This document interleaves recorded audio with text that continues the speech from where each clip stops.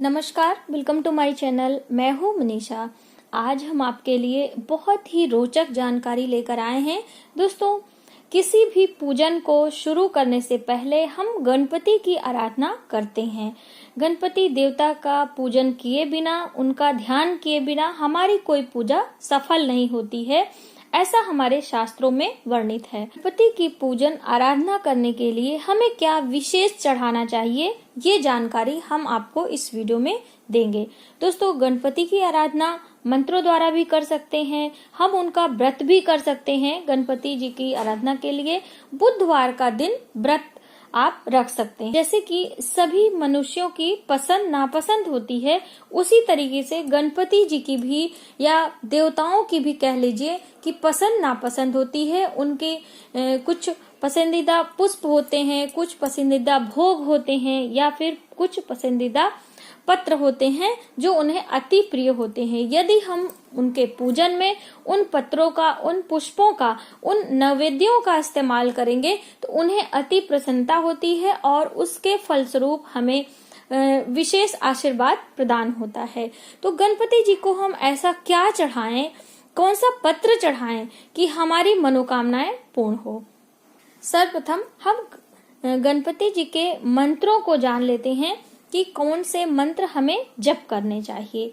यदि आप गणपति जी की विशेष आराधना करना चाहते हैं, आपको बुद्धि चाहिए, विद्या चाहिए, तो आपको बुधवार का व्रत रखना चाहिए।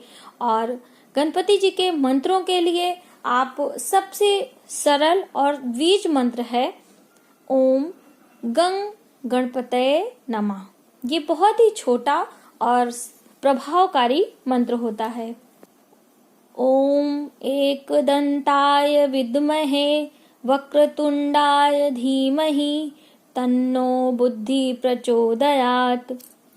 इस तरीके से ये गायत्री मंत्र द्वारा ये गणपति जी का मंत्र है जो कि बहुत ही प्रभावकारी है।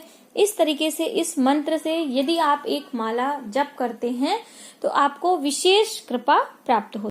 गणपति पूजन में दूर्वा घास का बहुत बड़ा महत्व होता है। दूर्वा घास चढ़ाने से गणपति जी प्रसन्न होते हैं। दोस्तों, एक विशेष जानकारी, गणपति पूजन में आपको तुलसी दल का इस्तेमाल नहीं करना चाहिए। गणपति जी को तुलसी दल अर्पित करने से हमें शुभ नहीं होता है। इस वजह से आप कभी भी गणपति या उनके किसी भी परिवार में, जैसे कि शिव पार्वती आदि रूपों में जो भी उनके माता पिता हैं, उनके किसी परिवार को आप तुलसी दल ना अर्पित करें। इस बात का आप ध्यान रखें जब भी पूजन करें। यदि आप अपने जीवन में कीर्ति पाना चाहते हैं, यश पाना चाहते हैं, नेम फेम पाना चाहते हैं, तो उसके लिए मदार के पत्र को चढ़ाना चाहिए। मदार का पौधा होता है, वो गणपति जी के स्वरूप को मानते हैं और ऐसा माना जाता है कि मदार के जड़ में जल अर्पित करने से हमें गणेश जी की विशेष कृपा प्राप्त होती है। यदि हम गणपति पूजन में धतूरा का पत्र चढ़ाते हैं, धतूरा का फल और फूल हम शिव जी के पूजन में जैसे इस्तेमाल करते हैं, उसी तरीके से गणेश पूजन में धतूरा के पत्तों को चढ़ाने से हमें अकाल मृत्यु का भय नहीं रहता है, अकाल मृत्यु का निवारण होता है। दोस्तों, मृत्यु तो सभी की आनी है, जिसका जन्म हुआ है। मृत्यु अकाट सत्य है, उसे हम झुठला नहीं सकते हैं, लेकिन अकाल मृत्यु से भय लगता है क्योंकि अकाल मृत्यु से हमारी जो आत्मा होती है वो यहीं भटकती रहती है और उसके बाद बहुत सारी परेशानियों का सामना करना पड़ता है। इस वजह से हम अकाल मृत्यु के लिए समय समय पर कुछ ना कुछ निवारण करते रहना चाहिए, जिससे हमारे पूरे परिवार को किसी भी प्रकार से अकाल मृत्यु ना हो। यदि किसी रोग से मुक्ति चाहिए, किसी रोग से आप परेशान हैं, तो गणपति के पूजन में बेर के पत्तों का इस्तेमाल करना चाहिए। यानी बेर, जो बेर खाने वाली होती है, उसके पत्तों को गणपति जी को अर्पित करना चाहिए। यदि लक्ष्मी की प्राप्ति चाहिए, आप बिल्व पत्र चढ़ा सकते हैं। जो बिल्व पत्र हम शिव पूजन में इस्तेमाल करते हैं, उसको गणपति जी को अर्पित करने से माँ लक्ष्मी की कृपा प्राप्त होती है। यदि हमें संतान संबंधी कोई परेशानी है, यदि संतान प्राप्ति में कोई दिक्कत हो रही है, तो आपको कनेर के पत्तों को चढ़ाना चाहिए। जो कनेर का पुष्प होता है उसके पत्तों को चढ़ाने से गणपति जी की विशेष कृपा प्राप्त होती है और हमें संतान संबंधी परेशानियों से निजात मिलती है।